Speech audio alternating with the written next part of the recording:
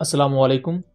Welcome to conflict card. Russia की तरफ से एक ऐसा ऐलान किया गया है जिसने इंडियन एयरफोर्स की बुनियादें हिलाकर रख दी हैं। रशिया की यूनाइटेड एयरक्राफ्ट कॉरपोरेशन, जिसे यूएसी कहा जाता है, इसके हाई रैंक ऑफिशियल्स ने यह कंफर्म किया है कि A50 एवेक्स एयरक्राफ्ट के मुख्तलिफ स्पेयर्स और सब यूनिट्स की प्रोडक्शन जो ऑलरेडी रुक चुकी थी उसको रिज्यूम करने के हवाले से इनकी एक कमेटी बैठी और अल्टीमेटली फैसला हुआ कि इसकी प्रोडक्शन को रिज्यूम नहीं किया जाएगा। मींस A50 के मजीद सब सिस्टम्स और स्पेयर्स नहीं बनाए जाएंगे। अब इसका इंडियन एयरफोर्स पर क्या असर पड़ेगा? देखें, इंडिया 3 A50 एवेक्स एयरक्राफ्ट इस्तेमाल करता है जो कि आगरा एयरफोर्स स्टेशन पर डिप्लॉयड रहते हैं। इस रीसेंट ऑपरेशन सिंदूर में भी इंडिया ने अपने नेट्रा एवेक्स यूज किए मुख्तलिफ ऑपरेशंस के दौरान, लेकिन इंडिया के A50 एयरक्राफ्ट मंजर आम से गायब रहे। अब उसके बाद जब रशिया की तरफ से ये क्लेम सामने आया है कि वो इनके स्पेयर्स को नहीं बनाएंगे और ये A50 एवेक्स चूंकि IL-78 ट्रांसपोर्ट एयरक्राफ्ट पर बेस्ड है, तो इसके अगर स्पेयर्स नहीं होंगे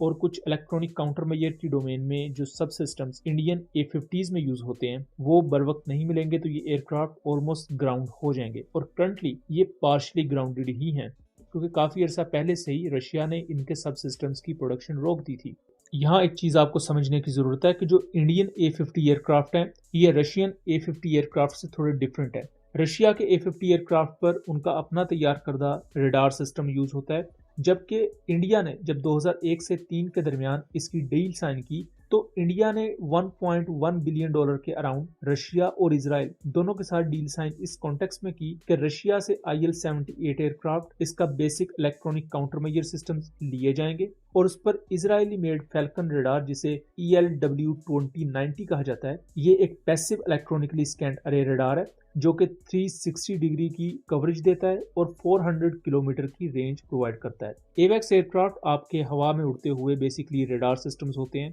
जो किसी भी कॉम्बैट में एक फोर्स मल्टीप्लायर का काम करते हैं। आपके फाइटर जेट्स जहां 100 से 150 किलोमीटर तक देख सकते हैं, वहीं एवेक्स एक एयरक्राफ्ट की निस्बत कई गुना ज्यादा कवरेज प्रोवाइड कर रहा होता है, बल्कि उसकी निस्बत कई गुना ज्यादा दूर तक देख रहा होता है। So long range search and track missions को परफॉर्म करने के हवाले से एवेक्स एक सेंट्रल पार्ट समझे जाते हैं आज के कॉम्बैट थिएटर का। और इसके साथ साथ जो मल्टी डोमेन ऑपरेशंस की बात की जाती है, आज के दौर में एवेक्स के बगैर कोई किसी भी किस्म की एयर कॉम्बैट का ख्याल करना बेवकूफ़ी है। तो इंडिया के लिए ये 3 A50 एवेक्स बहुत ही ज्यादा क्रूशल है क्योंकि ऑलरेडी इंडिया के पास एवेक्स की तादाद बहुत ही ज्यादा कम है। A50 इलेक्ट्रॉनिक इंटेलिजेंस का काम कर सकते हैं, intelligence, surveillance, reconnaissance, ISR mission को कंडक्ट कर सकते हैं। ये encrypted tactical data link systems को यूज करते हैं, जिसकी वजह से ये ना सिर्फ एयरबोर्न फाइटर जेट्स और दूसरे एयरवर्दी इक्विपमेंट को गाइडेंस प्रोवाइड कर सकते हैं, बल्कि उसके साथ साथ जो ग्राउंड बेस्ड सिस्टम्स होते हैं, अगर इंटीग्रेटेड इन्वायरमेंट आपके पास मौजूद है तो ये उन्हें भी क्रिटिकल इंटेलिजेंस प्रोवाइड करते हैं। A50 एयरक्राफ्ट मैक्सिमम 7 घंटे तक की इंड्योरेंस प्रोवाइड करते हैं और इसके साथ साथ इनका मैक्सिमम ऑपरेशनल एल्टीट्यूड या सर्विस सीलिंग 35,000 फीट के अराउंड है। अब रशिया ने इनके जब से स्पेयर्स को बनाना बंद कर दिया है और उसको रिज्यूम करने के हवाले से भी उन्होंने वाजे कर दिया है कि रशिया अब A100 एवेक्स की तरफ जाएगा और उनके ज्यादा नंबर्स को बढ़ाने की कोशिश की जाएगी अपनी एयरफोर्स में। तो जो प्रीवियस वेरिएंट है A50, उसके स्पेयर्स को बनाना बंद कर दिया गया है। A50 में इजरायली स्पेयर्स का तो इंडिया को करंटली इशू नहीं है, उसके रेडार को लेकर, उसकी मेंटेनेंस को लेकर, लेकिन जो कुछ रशियन स्पेयर्स थे, एयरक्राफ्ट तो ऑब्वियसली रशिया का है, एंड देन कुछ इलेक्ट्रॉनिक काउंटर मेजर सिस्टम्स की डोमेन में रशियन मेड इक्विपमेंट भी इसमें लगा हुआ था। अगर वो बर वक्त नहीं मिलेगा तो ये एवेक्स ऑलमोस्ट ग्राउंड हो जाएंगे और ये इंडिया की एयर सर्विलेंस की कैपेबिलिटी को मजीद डाउनग्रेड कर देगा, जो कि ऑलरेडी काफी ज्यादा डाउनग्रेड है और ये चीज ऑपरेशन सिंदूर में प्रूव हो चुकी है,